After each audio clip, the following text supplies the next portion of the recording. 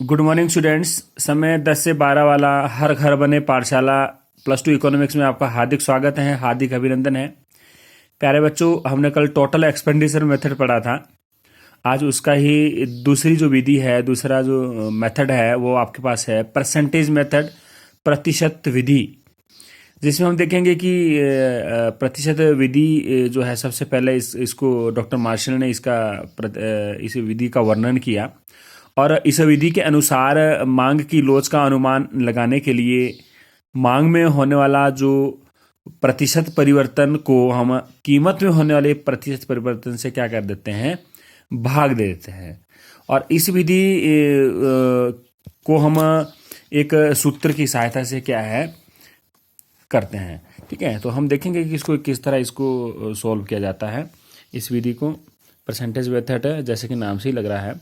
तो हम कर क्या रहे हैं, हम कर रहे हैं आपके पास elasticity of demand is equal to minus का चिन्ह हम क्यों लगाते हैं पहले समझ लेते हैं। तो इलास्टिसिटी ऑफ डिमांड, ये माइनस का जो चिन्ह लगाते हैं क्योंकि माइनस का जो कीमत और मांग का जो रिलेशन होता है वो कैसा होता है, नेगेटिव होता है।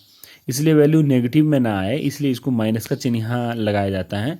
ठीक है, ताकि सभी पॉजिटिव हो जाए। तो हम क्या कर रहे हैं, अब परसेंटेज हम क्या बोल रहे हैं, कैसे निकालेंगे हम मांग की लोच। मांग की लोच को निकालने का फॉर्मूला क्या है, percentage change in demand upon percentage change in price. अभी हमने बोला कि मांग में होने वाले प्रतिशत परिवर्तन को हम क्या कर देते हैं, कीमत में होने वाले प्रतिशत परिवर्तन से क्या कर देते हैं, भाग दे देते हैं। ठीक है, अब हम इसको क्या करेंगे और तोड़ के लिखेंगे। एक सूत्र हमने क्योंकि निकालना है, तो वो कैसे निकालेंगे। अब percentage change in demand, percentage change in demand कैसे निकलेगी, चेंज इन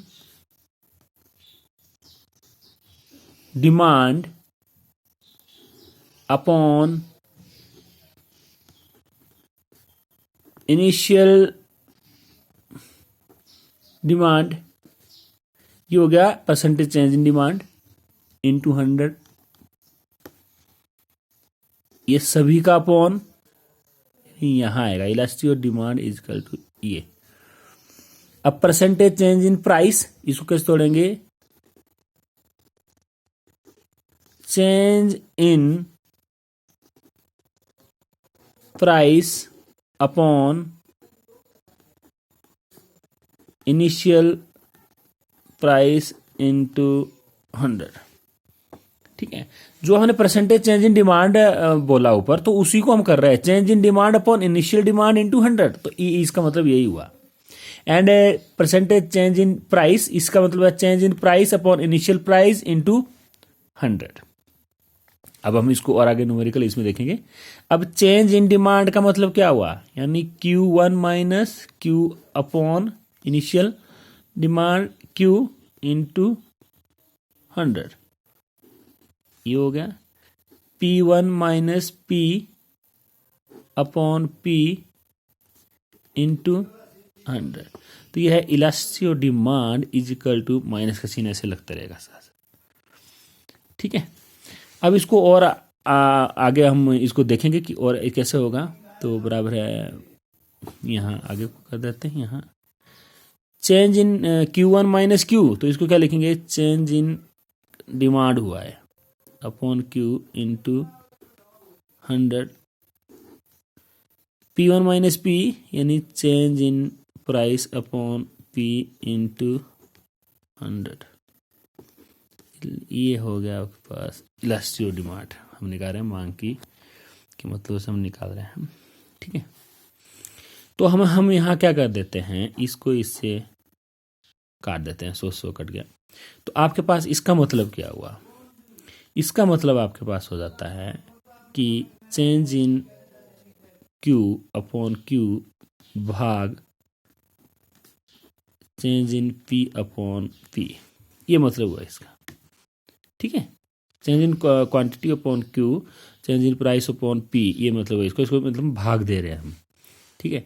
तो इसी को जब इसमें भाग दे रहे हैं तो हम जब इसको ये निकालेंगे आपका elasticity of demand equal to -1, तो हम क्या देखेंगे, change in quantity upon Q, इसको ये उल्टा हो जाएगा, P upon change in P, या हम इसको कैसे लिखेंगे, हम लिखेंगे इलास्टिसिटी ऑफ डिमांड माइनस का चिन्ह, हम क्या लिखेंगे, P upon Q into delta Q upon delta P. ये आपके पास क्या है, यहाँ फॉर्मूला निकल के आ गया, ठीक है। ये आपके पास फॉर्मूला निकल के आ गया। मांग की जब कीमत लॉस निकालनी होगी तो उसका फॉर्मूला क्या है आपके पास, elasticity of demand is equal to minus P upon Q into delta Q upon delta P. ये आपके पास फॉर्मूला यहाँ निकल के आ गया, ठीक है। एक बार दोबारा देख लेते हैं क्या आते हैं, हमने कैसे निकाला, elasticity of demand is equal to कैसे निकाला, percentage change in demand upon percentage change in price, यानी परसेंटेज चेंज इन डिमांड को हम क्या कर देते हैं, भाग देते हैं परसेंटेज चेंज इन प्राइस से। तो इसको हम आगे और सॉल्व करें, परसेंटेज चेंज इन डिमांड का मतलब है चेंज इन क्या आपके change in demand upon initial demand into 100 and change in price upon initial price into 100, ठीक है। तो इसी तरह इसको अब देखेंगे, चेंज इन डिमांड का मतलब हुआ Q1 minus Q upon Q into 100, change in price का मतलब हुआ P1 minus P upon P into 100, ठीक है। तो इसी तरह आपके पास क्या है, इसी का ये चेंज इन का मतलब क्या हुआ, change in Q upon Q into 100, change in P upon P into 100। तो इसको हम 100 से 100 काट देंगे, इसका मतलब हो गया change in quantity upon Q भाग दे रहे इसको मतलब, यानी change in price upon P. तो ये न्यूमेरिकल फॉर्म में हमारे पास क्या निकल के आ गया, जब हम इसको निकालते हैं delta Q upon Q P upon delta P, इसको उल्टा कर देते हैं, यानी हमारे पास फॉर्मूला जो निकल के आएगा, elasticity of demand is equal to minus P upon Q delta Q upon delta P. जब भी क्वेश्चन पूछा जाएगा मांग की कीमत लॉस निकालिए, आपका क्वेश्चन आएगा, तो हम कैसे निकालेंगे, P upon Q into delta Q upon delta P हम क्वेश्चन निकालेंगे, ठीक है। मान लीजिए आपके पास क्या है, एक क्वेश्चन भी इसमें एग्जांपल हम सोल्व कर देते हैं कि एक आइसक्रीम की कीमत कितनी है, 4, आइसक्रीम की कीमत कितनी है 4, तो प्राइस हो रहा आइसक्रीम कितना है 4, एंड कीमत कम होकर कितनी हो जाती है 2 हो जाती है, तो दूसरी कीमत है P1 इजकल टू 2, ठीक है। तो आपके पास इसी तरह क्या है, मांग एक आइसक्रीम से बढ़कर कितनी हो जाती है 4, यानी मांग Q कितनी थी पहले 1 और बढ़कर कितनी होगी Q1 कितनी होगी 4। पहले हम जब एक प्राइस की कीमत कितनी थी 4 रुपये थी, तो हम आइसक्रीम की डिमांड कितनी कर रहे थे 1 रुपये। जैसे कीमत बढ़ गई 2 हो गई तो आइसक्रीम की डिमांड कितनी होगी 4 होगी, ठीक है। तो आपका पहला जो प्राइस होता है, पहली जो कीमत होगी, पहली क्वांटिटी, उसको P या Q बोलेंगे हम, जो दूसरी होगी जो चेंज होगा उसको P1 Q1 बोलेंगे, ठीक है। तो हमने क्या निकालना है, मांग की कीमत लॉस निकालनी है। तो मांग की कीमत लॉस का फॉर्मूला क्या है आपके पास, elasticity of demand is equal to minus P upon Q into delta Q upon delta P, जो हमने अभी यहाँ देखा है। ये फॉर्मूला है जब भी हम क्वेश्चन सॉल्व करेंगे। तो हमें क्या चाहिए, P चाहिए, Q चाहिए, तो P Q हमारे पास ऑलरेडी है।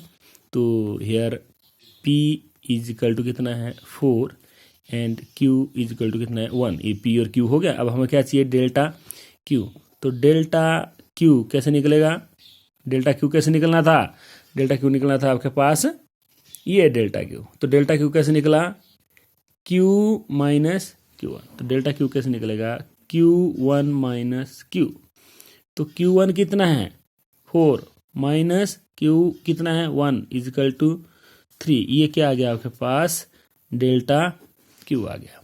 अब है डेल्टा P चाहिए हमें, तो डेल्टा P कैसे निकलेगा P1 minus P is equal to P1 कितना है 2 माइनस कितना है 4 बराबर है -2। ये आपके पास निकल के आ गया -2। अब इसको हम क्या करेंगे, इस फॉर्मूले में पुट कर देंगे। Elasticity of demand is equal to minus का चिन्ह है, तो P कितना है, P आपके पास कितना है 4 अपॉन Q कितना है 1 इंटू Q डेल्टा Q कितना है 3 अपॉन ये कितना है, ठीक है।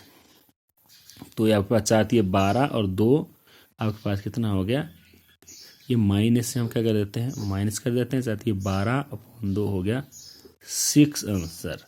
यानी मांग की लोच कैसी है, इकाई से